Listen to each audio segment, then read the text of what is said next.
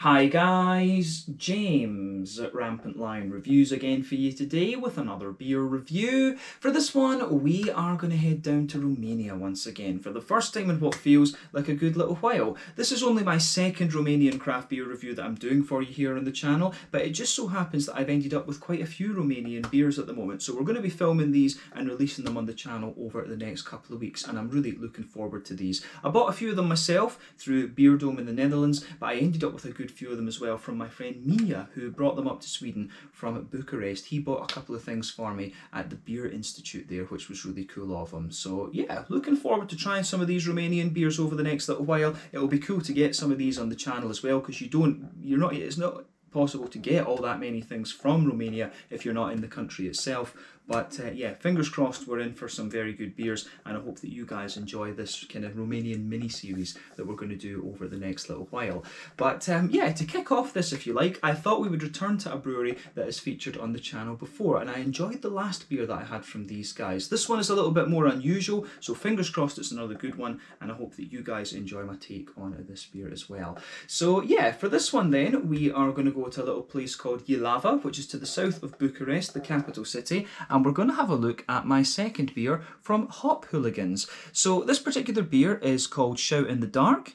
It comes in at 10% ABV, and they're describing this one as a triple black IPA. So yeah, this is one that I picked up from the Beer Dome in the Netherlands, and I got this just because it's not all that often that you come across a beer that is specifically called a triple black IPA. As you'll know if you've watched the channel for any length of time, I do love a well done black IPA. I think in recent times there's been a few different kinds of black IPA. You've been getting the ones that are more kind of New England orientated, that have a little bit more of a kind of wheaty and oaty base to them, and then you've also got the ones that are a little bit more kind of old school and west coasty, if you like, that lean a little bit more towards the biscuity, caramelly side of things. And sometimes you're getting things that are in between both as well, actually. So I have to say, I'm very curious to see what this beer has in store for us. The last beer that I had from Hooligans, I also bought from Beer Dome in the Netherlands. That was called Nothing is Random, and it was a New England hazy IPA. It was very nicely done, so on that basis I do have high hopes and a very high curiosity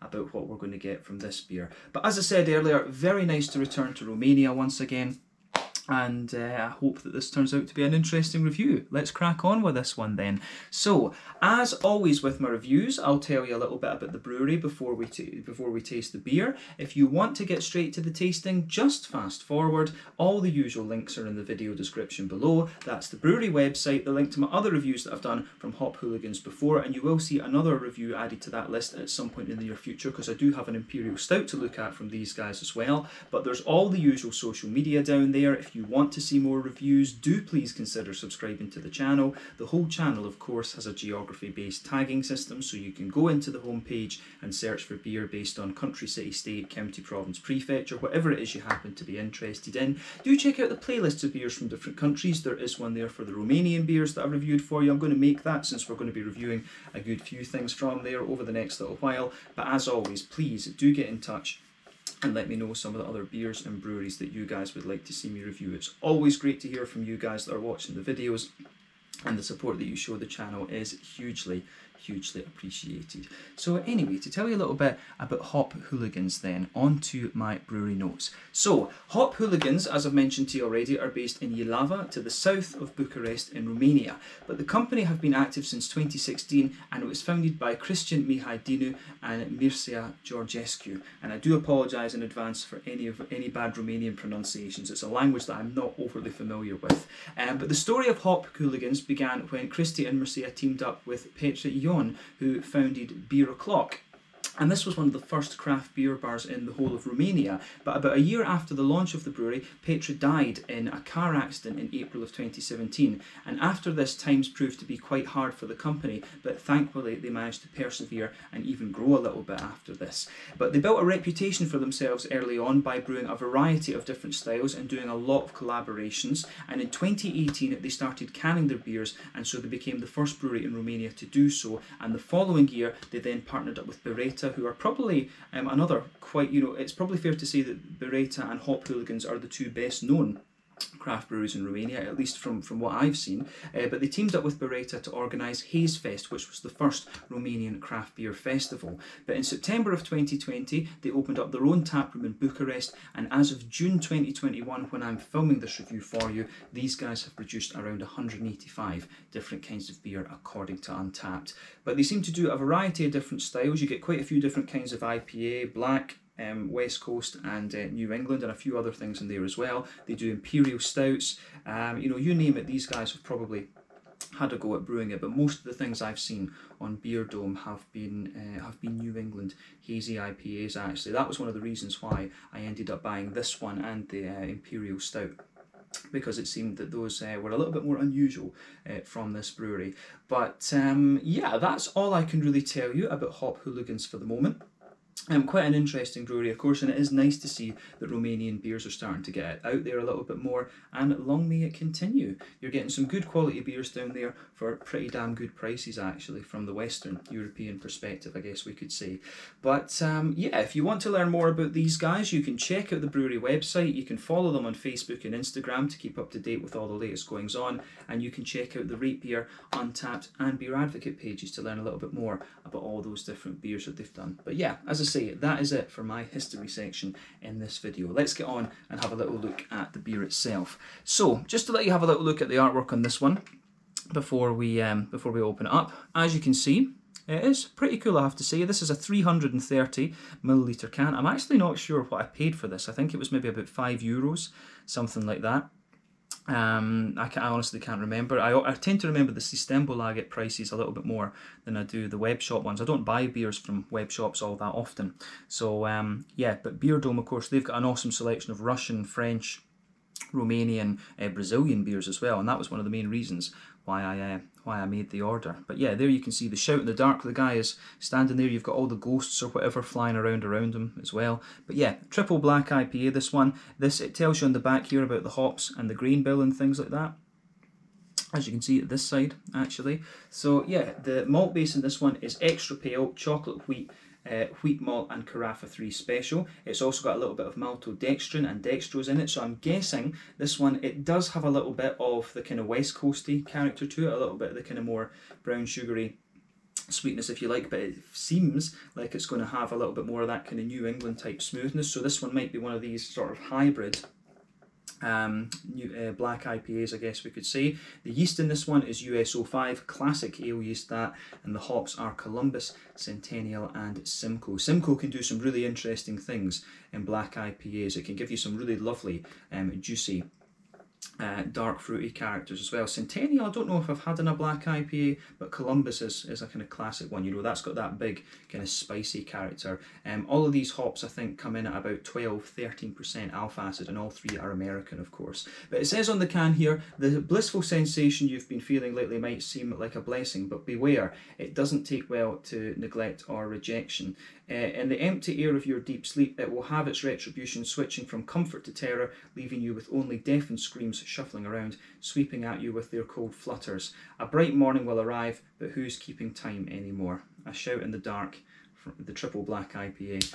So yeah, pretty cool actually. I do like that. So a little 330 milliliter can, this one, a triple black IPA coming in at 10% ABV.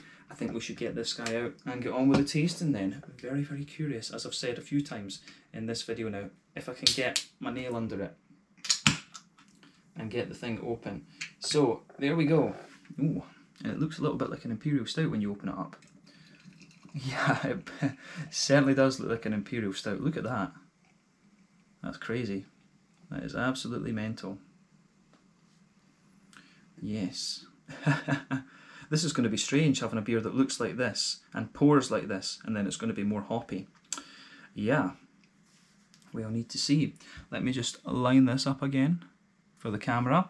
So yeah, as you can see then, before the head disappears, because sometimes these beers have a habit of doing that, you can see that this beer is poured with about a 2/3 finger of a frothy, I would say very, very dark tan head, that one. It has got a bit of a lighter tan quality to it, but you can see there's a kind of mix of very dark tan in there and a lighter tan, but I think this is going to fade away quite quickly over the next little while. So yeah, I think, at least in my experience from memory, I think it's quite unusual to have such a dark tan head from a black IPA. Correct me on this in the comment section below if I'm wrong. It's been a wee while, I think, since I've had a black IPA. Honestly, I couldn't tell you what the last one I had was, but this is most definitely the first triple black IPA that I've had, 100%. But yeah, it certainly almost got like an imperial stout type head to this one, and it looked like an imperial stout when it's poured. But yeah, very, very cool. So if we shine the light through this beer, it's pretty much black as night. You know, you get a little bit of a, you do get a little touch of a kind of Coca-Cola, Pepsi Max sort of colour around the edge of the glass there, which looks nice. But yeah, one or two big bubbles sticking towards the side of the glass, a few little ones going up towards the bottom of that head there. But I mean, overall, it looks pretty nice. As we say, in terms of colour, this one is pretty much black as night, dark ebony rosewood colour, I guess we can say as well. It's certainly the darkest black IPA I've come across. So remember, when it comes to the colour of your beer, it depends on a few things. One, the type of malts that you use. Two, the length of your wort boil. The longer you boil the wort, the more the sugars caramelise, and thus you get a darker colour of beer. But usually the type of malt determines the magnitude of the colour, and then the wort boil kind of just, you know, intensifies it a little bit, I guess we could say. But barrel aging and adjuncts are also going to affect how your beer appears, but I don't think that is really at play in this one. So out of the malts that are in this one, it's most likely to be the Carafa and the chocolate malt, I think, that are giving this beer most of its colour. I couldn't tell you what boil, what length of boil this one's going to have, because as a triple IPA, they might boil it just a little bit longer. I'm not quite sure, but a regular IPA usually undergoes a boil of like 70 to 90 minutes, something like that. But in terms of its appearance, as I say, this one, nothing, you know, madly unusual for this style, if you like, but certainly a lot more intense. But then when it's a triple black IPA, you could predict what you're getting with this one. But yeah, let's take a closer look at the aroma then and just see how we get on with this one. I'm very curious about this beer, 100%. Oh, that does smell very nice. So yeah, it does smell a little bit more like one of the more New Englandy type black IPA. So the first thing you're going to notice about this one is the sort of bready base that it has. But in fairness, you do get quite a wee bit of sweetness out of this one as well, which is interesting. So yeah, that's going to be coming from that's going to be coming from the Carafa malt and things like that as well in this one, and the extra pale, I guess, as well is going to give you a little bit of that. But it comes across very, very nicely. So I think this one is going to be somewhere in the middle of that kind of more East Coasty and West Coasty black IPA. And remember, this isn't something I think that is agreed on by the experts of beer, if you like. This is just something I've noticed in my own observations with black IPAs over the last little while. But yeah, that's the first thing you notice about this one. Big bready base, nice little bit of sweetness to it, and there's a lovely juicy fruity character to it as well. It comes across as very, very well balanced actually, but quite an intense aroma for sure. Yeah, I think this works very, very nicely. So yeah, let's try and break this down for you a little bit more and describe it properly. So the base of this beer, as I say, there's a nice bit of a roasty toasty bread crust to this one. So yeah, a little bit of a roasty toasty bread crust in there. There's a wee bit of a kind of, you do get a bit of a kind of almost sweet rye bready character coming out of this one, which is great. That's most likely to be the Carafa that's giving you that. The Carafa is the one that's going to give you the toasty, well-fired bread crust and a bit of that almost sweet rye bread character sitting on top of it. But the maltodextrin and stuff, that's going to kind of thicken it out and smoothen out the whole beer. We'll notice that really the further that we go into the flavour with this one. But it really has a lovely big smooth bready base to it, a bit of bread crust as we said, and also a bit of a toasty, well-fired kind of thing.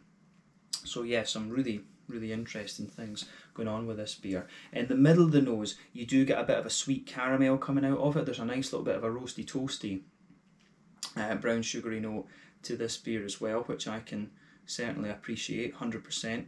So yeah, I think it works out, it goes together, this beer. As I say, you've got the big kind of smoothness you would expect of a more New Englandy, East Coasty type black IPA, but you've also got the sweetness and things that you would expect of a more West Coasty type one, which is interesting. One of my favourite black IPAs, of course, is the black salts and body malts from Tool. I've never found one that's topped that yet, actually, but that was one of my first experiences with the style, so that might be that opinion might be tainted a little bit by nostalgia, right enough, but that's one that I would highly recommend that you try. But this beer does come across really, really nicely within this style. So like I say, in the middle of the nose, sweet caramel there, a bit of a toasty brown sugar, and you've also got a wee bit of a kind of biscuity, grainy type vibe coming out of this one too. It smells absolutely lovely, but I think that covers the malty side of this beer quite nicely, actually. So yeah, the aroma of this one is absolutely awesome. So yeah, the malty side of this one is done very well, so thumbs up to Hop Hooligans for this. But on the hoppy side of things, you definitely get a little touch of earthiness out of this one, which I would say is probably the Columbus that's going to give you that. There's a nice floral aromatic quality to this one, which I think is going to be a bit of all of them, to be honest with you. There's a wee bit of a spicy element to that as well, which will be the Columbus most likely, and there is a bit of a brighter grassy kind of thing to this one, which I think is most likely to be the Centennial. Centennial, of course, leans towards a very kind of lemony type thing, and the Simcoe usually is like passion fruit, a soft passion fruit, but in a black IPA like this, it's going to give you a lot of juicy red fruity characters. Simcoe is a very good hop to use, and you know, it changes from black to West Coast to New England IPAs. It's a very kind of flexible hop, I guess you could say. So yeah, the green component in this one is pretty nice. The beer doesn't smell overly bitter and hoppy in a sense as well, and that indicates that it's maybe relying a little bit more on later hop additions, because remember, early hop additions tend to be the ones that, they're the ones that give you a lot of the bitterness out of the beer. Columbus, of course, is quite a popular bittering hop, but as you go through the wort boil, you've got a trade-off between bitterness in favour of flavour and aroma profile as you go further and further on into the wort boil. But yeah, the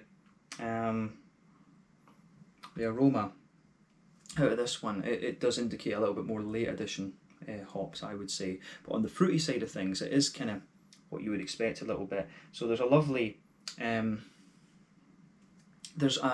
little bit of a kind of raisiny sharpness to this one. For me, you can smell a little bit of a slightly fruit cakey sort of thing, but definitely some juicy figs underneath, a little bit of a blackcurrant and blackberry for sure, and you certainly get a wee bit of a citrusy note out of this one. I do hesitate to say orange, but it's somewhere between an orange and a lemon. It's not quite a full lemon, and it's not quite a full orange. It's kind of like somewhere in the middle, and that's the Centennial that's going to give you that. So you're getting these big red fruity notes you would expect of Simcoe in this style, but you're also getting a few interesting, more citrusy, zesty notes from the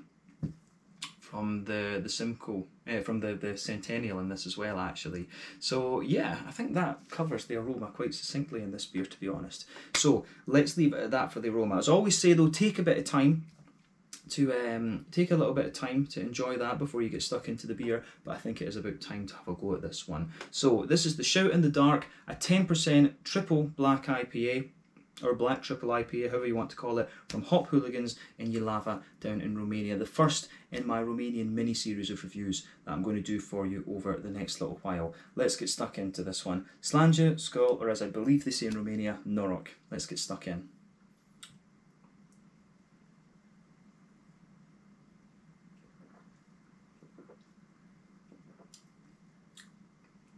Ooh. I'm going to say straight away, Hop Hooligans, that is damn solid. This is a good beer, absolutely. Not surprised on the basis of the last beer we had from them. This is quite different, of course, and as I always say, if you want an impression of a brewery, you try something from the dark side of things and something from the light side of things. This one, of course, is a bit in the middle of that. We'll try an Imperial Stout later, but this is solid stuff, actually. This is quite an interesting one for sure.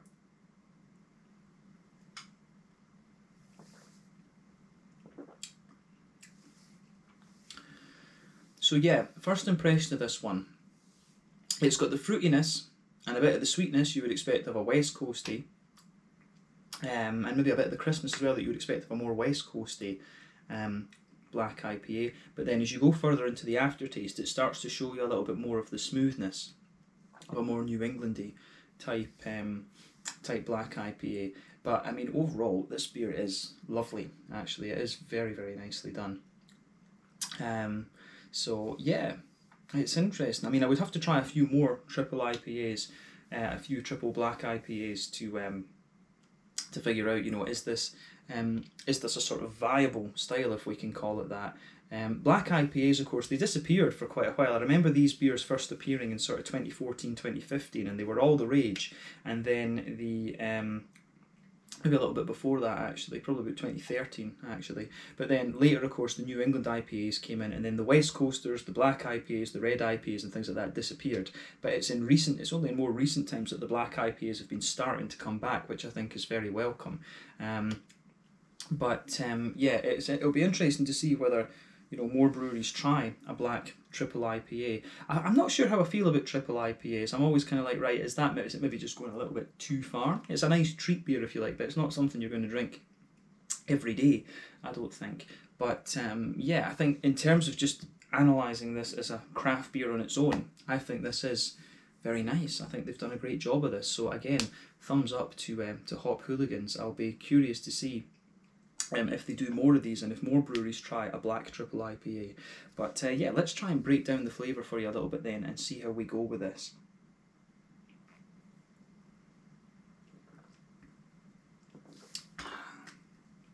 But yeah, this beer is just really well done. So the backbone of this beer then, straight away with this one, you can feel the carafa forming the backbone of this beer. So you've got a nice toasty, well-fired bread crusty note that just goes right across the middle of your palate, and it's absolutely great. That forms the backbone of the beer, and the further you go into the aftertaste, that does dry out a little bit. But let's focus on the middle third of your palate.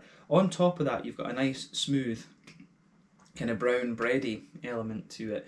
So yeah, nice little bit of a kind of brown, almost rye bready type thing to this one. And the further you go into the aftertaste, it does become a little bit dry and a little bit more grainy, but at the same time, you can feel the wheat kind of smoothening this one. You can feel the wheat just kind of smoothening it out a little bit. So yeah, I think the wheat is adding a little bit of that brown bready character on top of the carafa.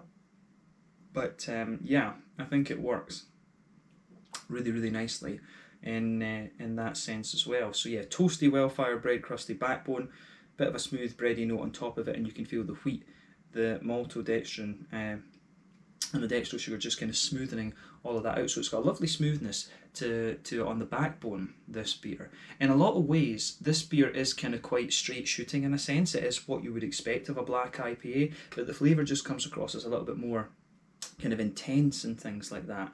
So yeah, it covers its alcohol very well, and I would say that if you blind tasted this beer, I don't think you could really tell. You would probably think,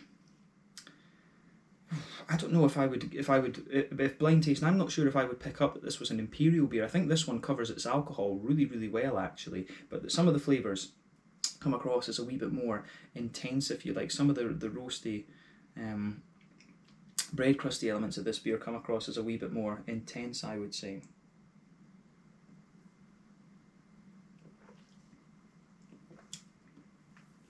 But yeah, I do think it works. It works really well. This, it's just an interesting point to think. I don't know if I would pick up in a blind tasting that this was an imperial, but it does come across really well. But yeah, sitting on top of those kind of smoother bready elements that I was talking about, in the very centre of your palate, you do get a little bit of a kind of straight up sweet caramel. You can feel a little bit of an oily sweet caramel in there, but as you move out from the dead centre of your palate, it's got a little bit more. It has got a little bit more of a kind of oily caramelly and more McVitie's digestive biscuity sort of thing. You can feel it's got a little bit more of a kind of toasty brown sugar and a bit of a more McVitie's digestive biscuit. I think that's fair to say. So as you go out towards the extremities of that middle third of your palate, you do get a little bit more of that. One thing you'll also notice is that on the base, under the base of that middle third of your palate, on the front half of that middle third of your palate, you will get a little touch of a slightly woody note coming out of this one. But yeah, in a lot of ways, this beer comes across as quite straight shooting It's not the most complex of black IPAs that you're going to come across, but I think that works in its favour. Roasty, well-fired bread crust, a nice bit of brown bread in there, a smooth brown bread, bit of caramel, bit of a toasty brown sugar, and a wee bit of biscuit. I think that summarises the middle third of your palate quite nicely in this one. So yeah. On to the back third of your palate then. Border region between middle third and back third of your palate, you get a little touch of a kind of bready build-up in this one, I think, which is great. Just noticed my alarm. My alarm is going off, so yeah, we'll shut that up just now before it destroys the video. But yeah, as I say, a little bit of a bready build-up in that border region between middle third and back third of your palate again. Toasty, grainy notes on top of that, but then the back third of your palate, well-fired bread crust, bit of a thicker bready note sitting on top of it, and then on top of that you start to get some of the more airy, yeasty flavours out of the beer. So yeah, you can feel that. You can feel that in this one as well. So that sits on top of the that kind of bready base. So when you start at the back of this beer, you can feel the flavour it's a bit taller, but then it condenses down as you come further forward. Then as you go into the middle third of your palate, it's a little bit more kind of squashed together. And then you've got these very straight shooting black IPA characteristics in the malt base, but it works very, very well in my opinion. So yeah, really like that about this beer. But yeah, on the hoppy side of things then, back corners of the palate, there's definitely a nice little bit of earthiness in there. As you move further forward, the earthiness kind of smoothens out a little bit, and as you push further forward along the sides of the palate, you start to get a bit more of a kind of floral aromaticity there. You can feel a little bit of the spiciness of the Columbus in this one, and I would suspect that the Columbus in this beer is probably used as the bittering hop, and that's why you're getting a wee bit of the spiciness out of the beer. I think the Columbus is also going to be responsible for the earthiness in this one, to be honest with you. But yeah, there is a wee bit of hoppy bitterness to this beer. We'll come back to that later on though. Round the front curve of the palate though, you get a nice lighter, more zesty, grassy quality coming out of this one, which I think works. But yeah, it goes together really nicely for sure.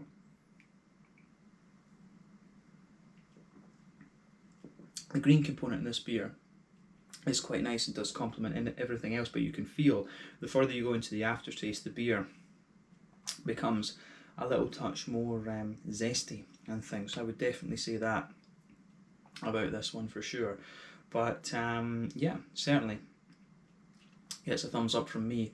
Yeah, on the front third of your palate then, the fruity part of the beer, let's have a little look at that. Border region between front third and middle third of your palate, again you get a wee bit of a kind of bready build up, a little bit of a kind of toasty, well-fired, bread crusty sort of thing in there, and that certainly works of course, and that gets a bit drier the further you go into the aftertaste. But the base of that front third of your palate, again, toasty, well-fired bread crust from the carafa, and the brown bready notes in there from the wheat, the maltodextrin and all these kind of things. So you definitely get a bit of that there. Sitting on top of that, you get that nice oily bubble where those juicy fruity esters just roll their way out of the beer, and the fruity side of this one is quite similar to what you pick up in the aroma, definitely.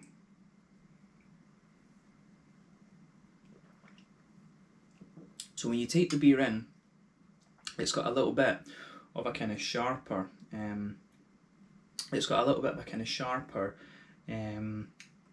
red fruity note to it. It kind of feels like the back, if you go to the very back of that front third of your palate, it feels like that sort of well-fired edge of a, you know, that sort of residue stuff that you get on a baking tray when you've made like a brownie or something like that. It really feels a little bit like that. And then on top of that, you get a wee bit of raisiny sharpness. You can feel that underneath it, you get a little bit of that kind of, it's almost like a well-fired kind of Christmas puddingy red fruity note in there. I hesitate to say plums, but yeah, you do get a little bit of that. But on the back half of that front third of your palate, you get a juicy figgy note kind of sitting underneath it. And as you move further forward into the front half of that front third of your palate, you're getting more of a kind of blackcurrant note, and then an oily blackberry sitting on top of it. The other thing that's interesting is if you go to the very front tip of the palate, you start to get just a wee touch of a kind of lemony, citrusy, zesty kind of thing. It almost, as I say, it almost comes across as a wee bit orangey, but then it's definitely a bit of a more kind of lemony. It's definitely more lemony rather than anything else. That's the Centennial that's going to give you that, and the red fruity notes that I've just spoken about, those are coming from the Simcoe for sure. But yeah, I think that covers this beer quite well. It really leans towards that roasty, toasty kind of backbone, if you like. It really leans towards that. It's almost got the crispness of the West Coast Black IPA, but it's got it's got the crispness, the sweetness, and I think the fruitiness of a West Coast Black IPA, but it's got a little bit of the smoothness of the more East Coasty New England type Black IPA. That's a very nice way to kind of summarise what's going on in this beer, I would say. But yeah, that works. It does work very, very nicely in this one. And this is a solid beer, as I say. The interesting thing for me is how well this beer covers its alcohol at 10%. And it doesn't, you know, if I was blind tasting this, I don't think I'd be able to tell you that this was a double or even a triple IPA. I think I would just think, oh, that's a black IPA. I think that's what I would come out with in a blind tasting with this one. But yeah, let's round off this review with the mouthfeel then. So, I would say overall that this is quite a mid-bodied beer. It's kind of right in the middle of the spectrum, not overly thick or anything like that. The carbonation is quite smooth. It has a nice kind of cleanliness to it as well. That's absolutely worth remembering. It does have a lovely kind of cleanliness to it, this beer, which is great. So yeah, I think it comes across, as I say, that's another thing that makes me kind of think, oh, this is, you know, just like a single black IPA. It's almost exactly the same in terms of mouthfeel. In terms of the bitter side of things, the IBUs, like I said, you're getting a bit of bitterness from the roasty well-fired bread crust. You're also getting a wee bit of it from the hoppy side of things, but I don't think this beer is going to blow the head off you by any stretch of the imagination. It's like 40 or 50 IBUs, definitely, yeah, 40 or 50 IBUs, I think is fair to state on this one. Some of it from the malt base, some of it from the hops. Malt base, as we said, roasty and toasty underneath, lovely smoothness in the middle, then a bit of sweetness and toastiness, toasty brown sugar on the top. I think that goes together really nicely. The fruity part of the beer, it's not overly oily, it's got a little bit of crispness to the fruit, but it's got a lovely kind of juicy type flavour to it, but it gets a big thumbs up from me in that regard as well. But yeah, I think we can round off this review there. This has been a really interesting one to try. My first black triple IPA, triple black IPA, whatever we're going to call it. And I think it works out really, really nicely. So yeah, we can leave it there. So yeah, this has been awesome. So definitely cool to return to some Romanian beers. I hope that you guys have enjoyed this one. This is the Shout in the Dark, a 10% black triple IPA from Hooligans in Jilava, to the south of Bucharest over in Romania. Enjoyed this one. You're going to see a good few Romanian beers over the next little while. I think we've got maybe about 12 or so to have a look at, if I remember rightly. I think we've got about 12 or so to take a look at. But yeah, certainly going to enjoy these over the next little while. But thank you for watching. Check out my social media. Let me know your own thoughts on this beer in the comment section below. Let me know what your favourite beers are from Hooligans. If you are watching from Romania, give me some other Romanian brewery recommendations, and once we finish this mini series that I've got just now, we will see about getting a hold of some of those breweries in the near future. Thank you again for watching. Check out my social media, and I'll catch you guys soon. Shout in the Dark, 10% black triple IPA from Hooligans in Jilava over in Romania, down in Romania. Slange, skull, cheers, Norok.